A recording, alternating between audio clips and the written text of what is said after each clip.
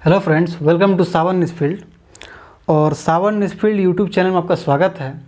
तो मैंने आपको एडजेक्टिव कराया था बेसिक, उसमें कुछ रह गया था तो मैंने सोचा कि नहीं अभी उसको करा देता हूँ मैं। तो चलिए, इसमें आपको ज़्यादा कुछ नहीं रह गया है। मैंने आपको एडजेक्टिव बताया, उसको आइडेंटिफाई कैसे करते सो बताया। अब यहाँ पे हम देखेंगे कि आखिर एडजेक्टिव का पोजीशन क्या क्या हो सकता है, और एडजेक्टिव का पोजीशन देखने के बाद हम देखेंगे डिग्री ऑफ एडजेक्टिव। बस इतना ही करना है, फिर एडजेक्टिव का बेसिक आपका कंप्लीट। तो एडजेक्टिव का पोजीशन की अगर बात करें तो एडजेक्टिव जो जनरली नाउन के पहले आता है, जब एडजेक्टिव नाउन का पहले आए तो उसे कहते हैं एट्रीब्यूटिव यूज़। और फिर क्या होता है, जो एडजेक्टिव होता है ये वर्ब के बाद आता है, लेकिन हर एक वर्ब के बाद नहीं होता है, बी भर के बाद। जो एडजेक्टिव है ये बी भर के बाद आ सकता है। अब बी में आपका ईज आता है, एम आता है, आर आता है, वाज आता है, वेयर आता है। फिर सिम भर के बाद आ सकता है, लुक भर के बाद एडजेक्टिव आ सकता है, बिकम भर के बाद एडजेक्टिव आ सकता है, और अदर लिंकिंग वर्ब के बाद एडजेक्टिव आ सकता है। अब ये लिंकिंग वर्ब क्या होता है हम लोग भी देखेंगे, पहले इसे देख लेते हैं। जैसे आप कहते हैं ना, मैं आपको बार बार समझाता हूँ, जैसे गर्ल कहते हो आप, गर्ल, और ये गर्ल क्या है भैया, नाउन है। तो यहाँ हमने लिख दिया ब्यूटीफुल, BEAUTIFUL, ब्यूटीफुल। तो आ ब्यूटीफुल गर्ल, तो गर्ल को कौन क्वालिफाई कर रहा है, तो ब्यूटीफुल। तो ब्यूटीफुल क्या हो गया, एडजेक्टिव। तो आप देख सकते हो कि जो एडजेक्टिव है ये नाउन के जस्ट क्या है, पहले है। अब ब्यूटीफुल गर्ल तो नाउन के जस्ट पहले है, तो इसी यूज को कहते हैं हम लोग एट्रीब्यूटिव यूज। उसी तरह कह सकते हैं a handsome boy, a handsome boy, handsome boy.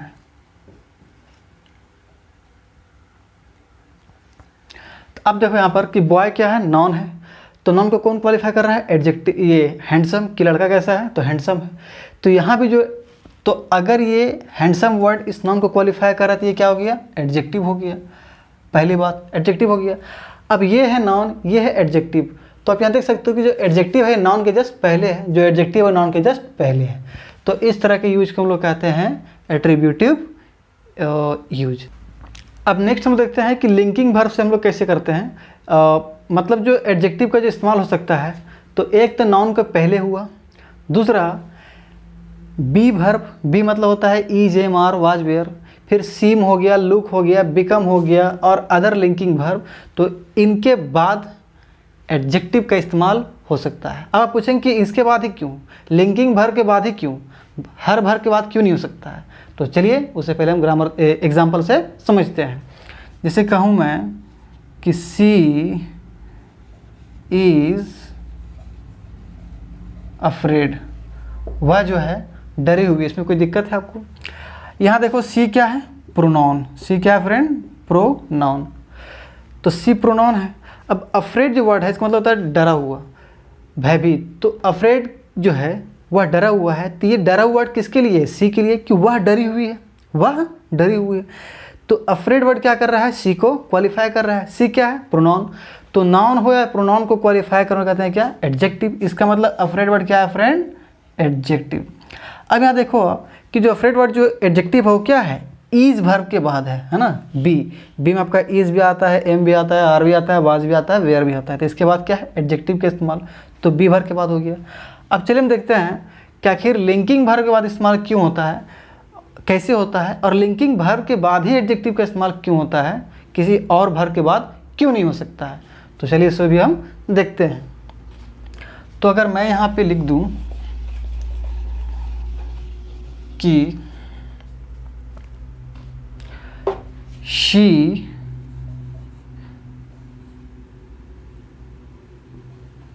seems intelligent,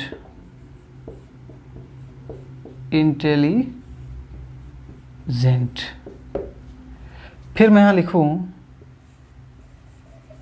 she speaks intelligent, she speaks intelligent. ठीक है फ्रेंड। अब देखो दोनों में फ़र्क क्या है। आपका जो सिम हो गया ये लिंकिंग वर्ब हो गया, ठीक है ना। ये सिम क्या हो गया आपका, लिंकिंग वर्ब हो गया। अब देखते हैं कि इस्तेमाल कैसे कर सकते हैं। तो पहली बात जानो कि जो इंटेलिजेंट है वो एक एडजेक्टिव है, और एडजेक्टिव का काम होता है नॉन प्रोनाउन को क्वालिफाई करना, ना कि वर्ब का। अब यहाँ देखो आप कि जब हम कहते हैं कि सी सीम्स इंटेलिजेंट, तो इंटेलिजेंट वर्ड हम सीम्स के लिए नहीं लगा रहे हैं, बल्कि सी के लिए लगा रहे हैं कि वह कैसी लगती है, तो इंटेलिजेंट लगती है। वह कैसी लगती है, तो इंटेलिजेंट लगती है। तो सी सीम्स इंटेलिजेंट, तो इंटेलिजेंट लगती है कौन, वह। तो वह कैसी लगती है, तो इंटेलिजेंट। तो यहाँ पे जो इंटेलिजेंट वर्ड है ये किसके बारे में बता रहा है, सीम के बारे में नहीं बल्कि शी के बारे में, तो डायरेक्ट सब्जेक्ट के बारे में। तो यही होता है लिंकिंग वर्ड। तो लिंकिंग वर्ड क्या करता है कि जो एडजेक्टिव है या फिर नॉन कम्प्लीमेंट है, इसका संबंध बताता है किससे, डायरेक्ट सब्जेक्ट से। तो ये होता है लिंकिंग वर्ब। अब हम इंटेलिजेंट यहाँ पे इस्तेमाल कर सकते हैं, नहीं, क्योंकि यहाँ पे जो लिंकिंग वर्ब नहीं है, क्योंकि ये लिंकिंग वर्ब स्पीक नहीं है। तो सी स्पीक्स इंटेलिजेंट। अब यहाँ देखो, तो इंटेलिजेंट एक एडजेक्टिव है, और एक एडजेक्टिव का काम होता है नॉन और प्रोनाउन को क्वालिफाई करना, ना कि वर्ब का। अगर मैं कहता हूँ सी स्पीक्स इंटेलिजेंट, तो वह बोलती है, कैसी बोलती है, कैसी बोलती है, तो इंटेलिजेंटली बोलती है, ना कि इंटेलिजेंट बोलती है। तो यहाँ पे जो होगा वो इंटेलिजेंटली होगा, मतलब दिमाग से बोलती है, इंटेलिजेंटली बोलती है। तो मुझे उम्मीद है कि आपको बात समझ में आ गया होगा कि आखिर लिंकिंग वर्ब के बाद इस्तेमाल क्यों होता है, अदर वर्ब के बाद इस्तेमाल क्यों नहीं होता है। ठीक है, क्योंकि लिंकिंग वर्ब क्या करता है कि जब लिंकिंग वर्ब होता है तो इसका संबंध डायरेक्ट इससे होता है, इसका संबंध डायरेक्ट इससे होता है, और क्योंकि ये नाउन प्रोनाउन होता है यहाँ पे, तो ये क्या कहता है, उसको क्वालिफाई कर सकता है, तो इसलिए यहाँ पर एडजेक्टिव आएगा। अगर लिंकिंग वर्ब नहीं है तो यहाँ पे क्या होगा ना कि इसके बारे में बात किया जाएगा। जैसे यहाँ कहते हैं कि सी स्पीक्स इंटेलिजेंटली, तो बात कैसे करती है वो इंटेलिजेंटली, मतलब हम यहाँ पर इसके बारे में नहीं बोल रहे हैं, बल्कि उसके बात करने का तरीका बारे में बोल रहे हैं। तो बात करना तो वर्ब है, और वर्ब को कभी भी कोई एडजेक्टिव क्वालिफाई नहीं कर सकता है। तो कोई भी इंटेलिजेंट अगर एडजेक्टिव है, और एडजेक्टिव में जब हम ऐड करते हैं ly, जब भी हम एडजेक्टिव में ly ऐड करते हैं तो हमें मिलता है एडवर्ब। क्या मिलता है, एडवर्ब। तो इंटेलिजेंट एडजेक्टिव है, जब हमने उसमें ly ऐड किया तब ये क्या हो गया, एडवर्ब हो गया। और एडवर्ब ही वर्ब की विशेषता बतला सकता है कि वह बोलती कैसी है। तो मुझे उम्मीद है कि आपको ये चीज़ समझ में आ गया होगा। अब इसमें एक रूल आपका और बचता है, तो चलिए उसे भी हम लोग देखते हैं।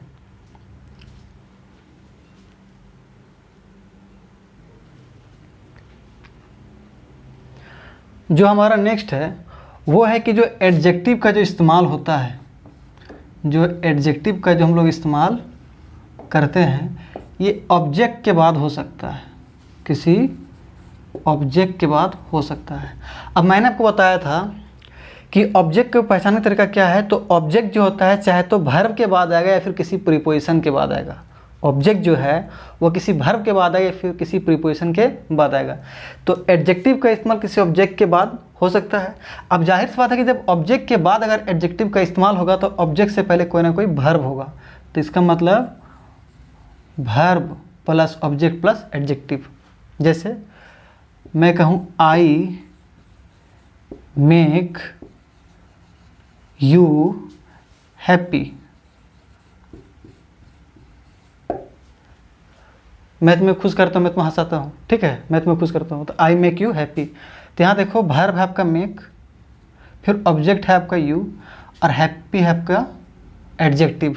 तो आपने देखा कि verb plus object plus adjective, ये भी एक स्ट्रक्चर है जिसमें एडजेक्टिव का इस्तेमाल ऑब्जेक्ट के बाद हो सकता है। अब जाहिर सी बात है कि जब ऑब्जेक्ट है तो उसके पहले कोई ना कोई वर्ब आएगा, क्योंकि ऑब्जेक्ट जो होता है वो वर्ब के बाद होता है। ऑब्जेक्ट का जो पोजीशन होता है वो वर्ब के बाद होता है, फिर किसी प्रीपोजिशन के बाद होता है। ठीक है, एक और एग्जांपल लेते हैं। जैसे I will get the bus ready,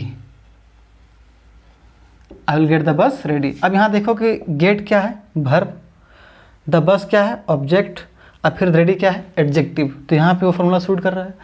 तो मुझे उम्मीद है कि ये भी स्ट्रक्चर आपको समझ में आ गया होगा। तो पहला हमने स्ट्रक्चर बताया आपको कि जो एडजेक्टिव जो पोजीशन होता है वो किसी नाउन के पहले होता है, और उसे क्या कहते हैं, एट्रीब्यूटिव यूज। दूसरा ने बताया कि कुछ ऐसे वर्ब होते हैं, ईज हो गया, और फिर अदर लिंकिंग वर्ब हो गया, जैसे सी हो गया, सीम हो गया, लुक हो गया, पेयर हो गया। बिकम हो गया, तो इन सभी के बाद जो है एडजेक्टिव का इस्तेमाल हो सकता है, तो उसे कहते हैं प्रेडिकेटिव यूज। और तीसरा मैंने आपको बताया कि किसी ऑब्जेक्ट के बाद एडजेक्टिव का इस्तेमाल हो सकता है। अब जाहिर सी बात है, जब ऑब्जेक्ट है तो उससे पहले किसी न किसी वर्ब का इस्तेमाल हुआ होगा, तभी ये ऑब्जेक्ट है। क्यों? क्योंकि ऑब्जेक्ट का जो पोजीशन होता है वो किसी वर्ब के बाद होता है। तो ये सब ठीक है। अब नेक्स्ट हमारा बचता है डिग्री, तो चलिए हम उसे भी देखते हैं।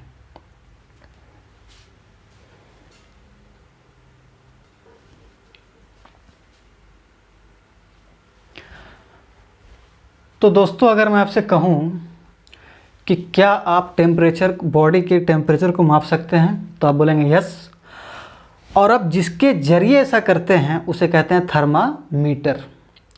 फिर मैं आपसे क्वेश्चन करूं कि आप बाइक चलाते हैं, तो उसमें क्या आप बाइक का स्पीड को मेजर कर सकते हैं, तो आप बोलेंगे यस। और आप ऐसा जिसके जरिए कर सकते हैं उसे कहते हैं स्पीडोमीटर। ठीक है फ्रेंड, मतलब स्पीडोमीटर से क्या करते हैं आप, जो बाइक का जो स्पीड उसको मेजर करते हैं। थर्मामीटर से क्या करते हैं आप, तो बॉडी के टेम्परेचर को मेजर करते हैं। तो मैं आपको एक बात और यहाँ बता दूँ कि किसी के अंदर अगर उसका जो क्वालिटी है या उसका जो दोष है, क्या इसको मेजर किया जा सकता है, तो आंसर होगा यस। और जिसके जरिए हम ऐसा कर सकते हैं उसे कहते हैं क्या, डिग्री। तो डिग्री क्या करता है, किसी के क्वालिटी को हम मेजर कर सकते हैं, हम मेजर उसको कर सकते हैं, किसी के दोष को मेजर कर सकते हैं। ऐसा हम कर सकते हैं 3 तरीके से। एक होता है पॉजिटिव डिग्री में। पॉजिटिव डिग्री मतलब क्या हुआ कि जब हम उसे साधारण ढंग से प्रस्तुत करें। एक हुआ कंपैरेटिव डिग्री में। कंपैरेटिव डिग्री मतलब क्या हुआ कि जब हम उसे दूसरे के कंपैरिजन में बढ़ा चढ़ा के प्रस्तुत करें, या दूसरे के कंपैरिजन में हम उसको घटा के प्रस्तुत करें, मतलब उसको कम करके आके। और तीसरा होता है सुपरलेटिव डिग्री। इसका मतलब चाहे तो किसी से हम सबसे अधिक बढ़ा चढ़ा के उसको प्रस्तुत करें, या सबसे कम उसको हम बढ़ा चढ़ा के प्रस्तुत करें। कैसे? तो चलिए हम इसको एग्जाम्पल देते हैं। मैं आपको एग्जाम्पल देता हूँ। जैसे स्मॉल है, स्मॉल, तो स्मॉल का मतलब होता है छोटा। तो हम जब स्मॉल वर्ड बोलते हैं तो इसका मतलब हम उसको साधारण रूप से प्रस्तुत करते हैं कि छोटा है कोई चीज़। लेकिन जब हम कंपैरेटिव बनाते हैं तो कंपैरेटिव बनाने के जनरल रूल ये है कि इसमें ER लग जाता है, एक मतलब साधारण रूल। हालांकि पॉजिटिव डिग्री का कंपैरेटिव डिग्री, कंपैरेटिव से सुपरलेटिव बनाने का बहुत सारा रूल है, तो हम उसे डिस्कस करेंगे जब हम इसे डिटेल में पढ़ेंगे। तो अभी हम बस जान ले रहे हैं मतलब कि पॉजिटिव डिग्री क्या होता है, कंपैरेटिव डिग्री क्या होता है, सुपरलेटिव डिग्री क्या होता है, ताकि जब हम चैप्टर में हम जब इंटर करें तो हमको वहाँ समझने में कोई चीज़ दिक्कत नहीं हो, आपको समझने में दिक्कत नहीं हो, मुझे समझाने में दिक्कत नहीं हो।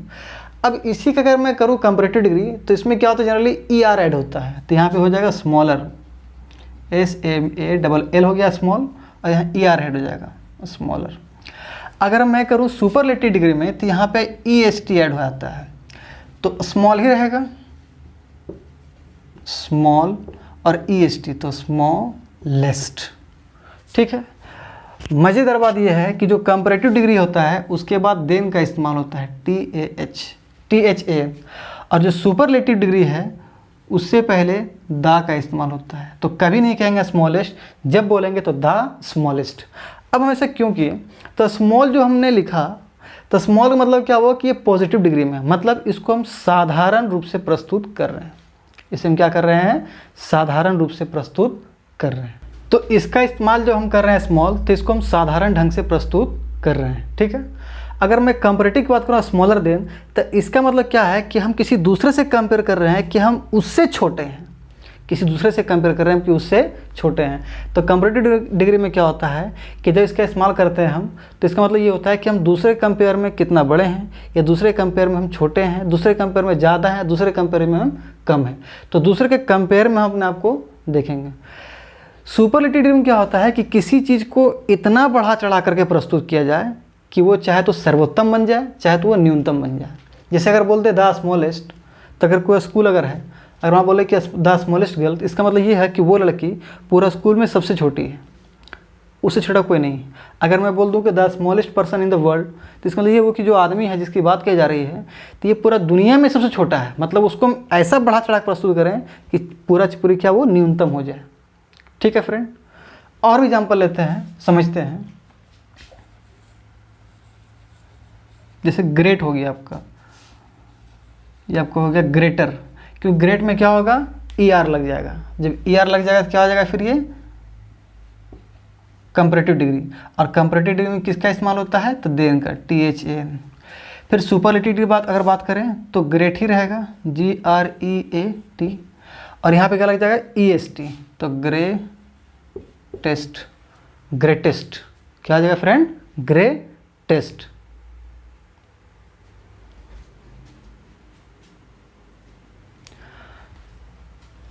अब जब ग्रेटेस्ट का इस्तेमाल हो गया तो इसके पहले क्या लगेगा, दा लगेगा। अब फिर से आप समझो, अगर आपको नहीं समझ में आया तो, जब हम बोलते हैं ग्रेट, जब हम बोलते हैं ग्रेट, तो इसका मतलब ये होता है कि इसको हम साधारण ढंग से प्रस्तुत कर रहे हैं। जैसे कोई इंसान है, बोलेंगे ग्रेट पर्सन, तो हम बोले इसको क्या कर रहे हैं, हम साधारण ढंग से हम उसको प्रस्तुत कर रहे हैं। लेकिन जब हम करते हैं ग्रेटर देन, मतलब ग्रेटेस्ट का कंपैरेटिव डिग्री ग्रेटर, तो इसका मतलब ये होता है कि हम उसको किसी से, किसी के कंपैरिजन में, किसी के तुलना में बढ़ा चढ़ा के प्रस्तुत कर रहे हैं। हम उसको ऐसे बोलेंगे कि ग्रेटर, मतलब ग्रेटर, अच्छा मैंने स्पेलिंग गलत लिख दिया,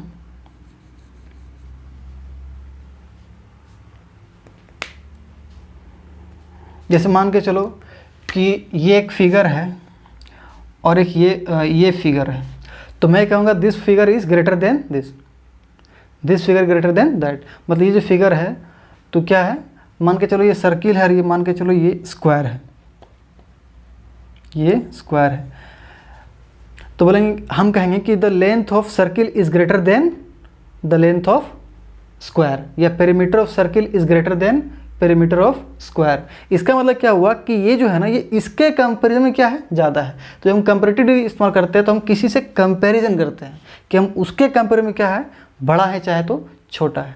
अब अगर सुपरलेटिव डिग्री की बात किया जाए तो इसका मतलब हो गया कि हम उसको इतना बढ़ा चढ़ा के प्रस्तुत कर दें कि वो सर्वोत्तम बन जाए, चाहे तो न्यूनतम बन जाए।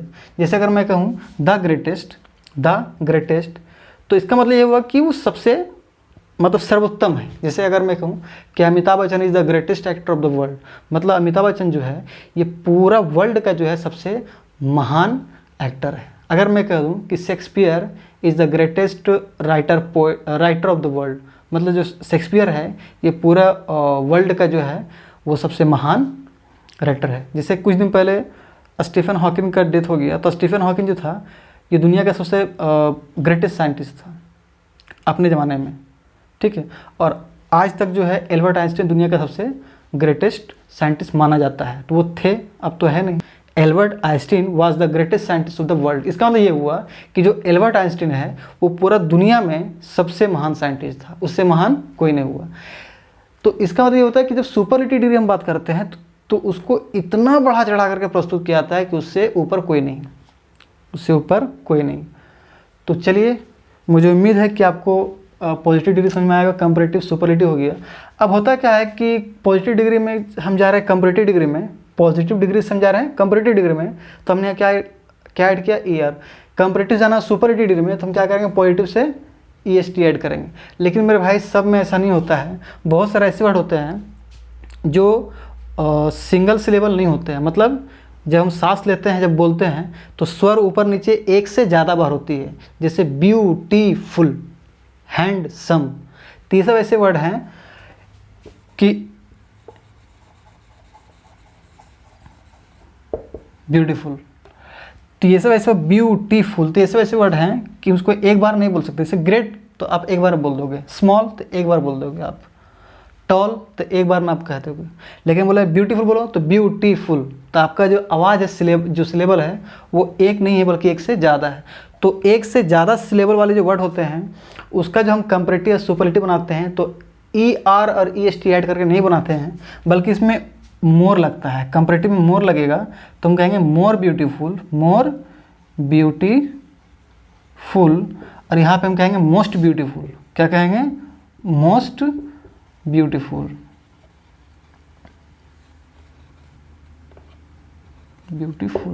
तो मेरे दोस्तों, मुझे उम्मीद है कि आपको बात समझ में आया होगा कि जब सुपरलेटिव डिग्री की बात करते हैं हम लोग तो कुछ ऐसे एडजेक्टिव होते हैं जो सिंगल सिलेबल नहीं होते हैं बल्कि वन सिलेबल से ज़्यादा होते हैं।